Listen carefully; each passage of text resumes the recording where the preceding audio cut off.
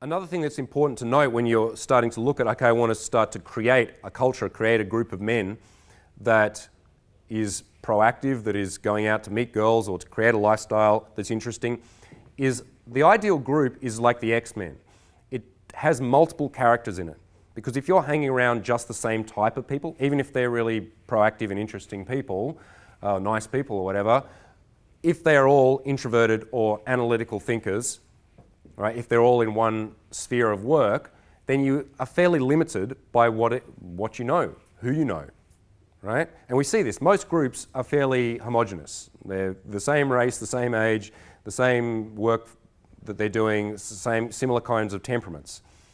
The groups that I have built and moved into and hung out with over the last 10 years have all sorts of different characters.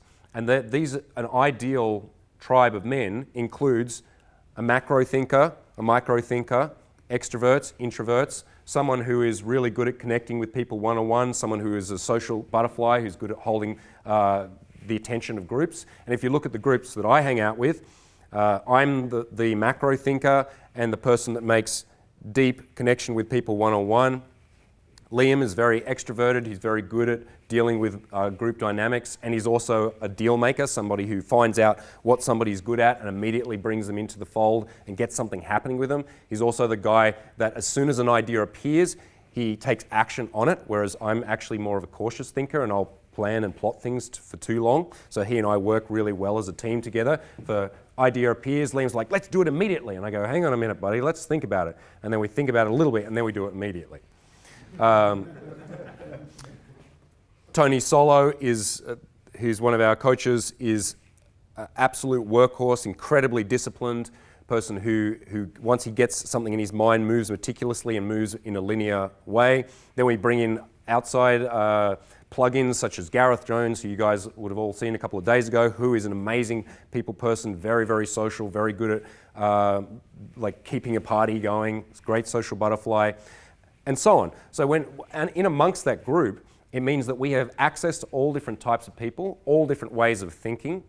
And of course, it has the advantage that when a woman comes into that group, it's really fun. It's really a dynamic place to be. Because if you want to just be one of those lone wolf seducers, and I have met guys like that who really just, they're American Psycho seducers where they just go out meticulously, do their game, bring the girl back to the cave, have sex with her, and then do their push-ups and look at themselves in the mirror. It can work, and if you're looking at the two ways of getting girls into your life, which most men work on, one of them is to try and build a social circle that's like some kind of Venus flytrap which attracts women into it.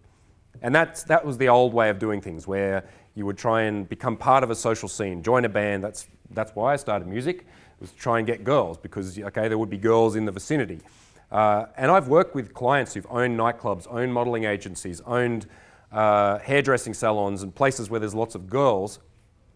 And it has the effect of bringing people into the social orbit, but it doesn't actually close the deal.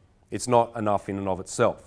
And then on the other side, you have the guys that only do cold approach, and it's just about them and the girl each time. If you want to learn to be the most effective seducer possible, then what you want to do is both those things.